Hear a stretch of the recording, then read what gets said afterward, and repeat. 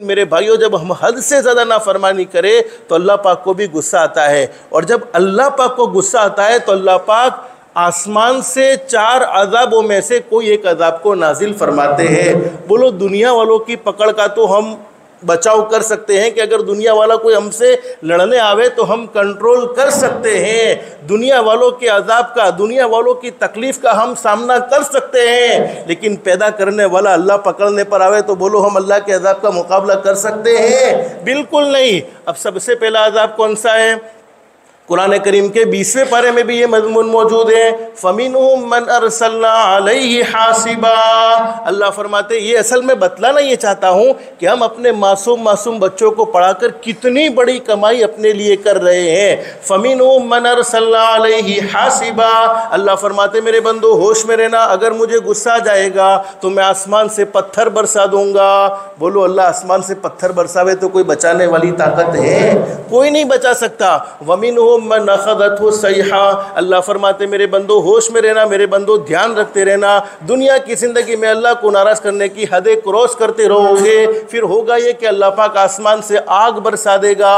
جب اللہ پاک آسمان سے آگ برساوے تو بولو کوئی بچانے والی طاقت ہے؟ اللہ کے سوا کوئی نہیں۔ وَمِنْهُمْ مَنْ خَسَفْنَا بِهِ الْأَرْضَ۔ اللہ فرماتے او میرے بندو ہوش میں رہنا، اگر میری نافرمانی حد سے زیادہ بڑھتی رہے گی، مجھے ناراض کرنے والے کام حد سے زیادہ کرتے رہو گے، اللہ کی زمین پر زناکاری عام ہو جائے گی، اللہ کی زمین پر سودی لین دین عام ہو جائے گا۔ اللہ پاک فرماتے پھر زمینوں کو پھاڑ دیا جائے گا اور زمینوں میں ڈسا دیا جائے گا۔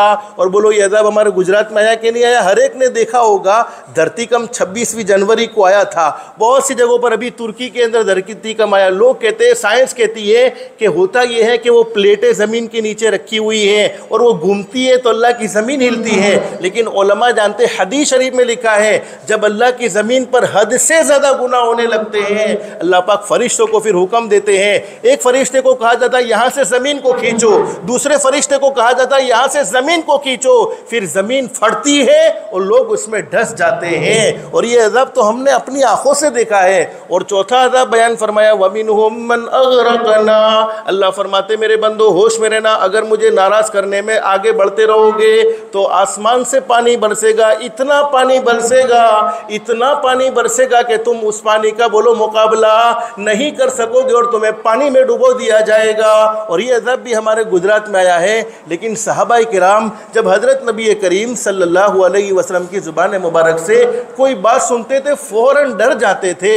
اب صحابہ کرام میں سے ایک صحابی نے پوچھ لیا اللہ کے نبی ان عذاب سے بچاؤ کا راستہ کیا ہے؟ ارے اللہ آسمان سے پتھر برسا دے تو کون بچا سکتا ہے؟ اللہ آسمان سے آگ برسا دے تو کون بچا سکتا ہے؟ اللہ زمینوں کو پھاڑ کر زمین میں ڈسا دے تو کون بچا سکتا ہے؟ اللہ اتنا پانی برساوے، اتنا پانی برساوے کہ یہ پانی ہمارے گھروں میں بھی بھر جاوے تو پھر اللہ کی پکڑ سے کون بچا سکتا ہے؟ ان عذاب سے بچاؤ کا راستہ کیا ہے؟ حضرت نبی کریم صلی اللہ علیہ وسلم نے فرمایا میری امت کا کوئی معصوم بچہ مدرسے میں جاتا ہے اور اپنی معصوم زبان سے صرف ایک مرتبہ پڑھ لے الحمدللہ رب العالمین الرحمن الرحیم مالک یوم الدین ایاک نعبد و ایاک نستعین اہدنا الصراط المستقیم صراط الذین انعمت علیہم غیر المغضوب علیہم ولا الضالین۔ میری امت کا ایک معصوم بچہ صرف ایک مرتبہ الحمد شریف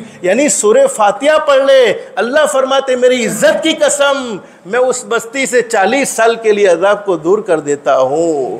بولو کتنے سال کے لیے عذاب دور؟ صرف ایک بچے کے سورہ فاتحہ پڑھنے پر 40 سال کے لیے اللہ پاک عذاب کو دور کر دیتا ہے۔ اس مدرسے میں 210 بچے روزانہ سورہ فاتحہ پڑھتے ہوں گے، اور اس مدرسے کے علاوہ کئی مدرسے ہمارے شہر میں موجود ہیں اور ہر روز بچے اپنی معصوم زبان سے الحمد پڑھتے ہیں۔ ہم یقین کے ساتھ کہہ سکتے ہیں قیامت آ سکتی ہے لیکن ہمارے بچوں کی وجہ سے بولو اللہ کا عذاب نہیں آ سکتا ہے۔ اس لیے اپنے بچوں کو اہتمام کے ساتھ قرآن کریم پڑھانے کا اہتمام کرو۔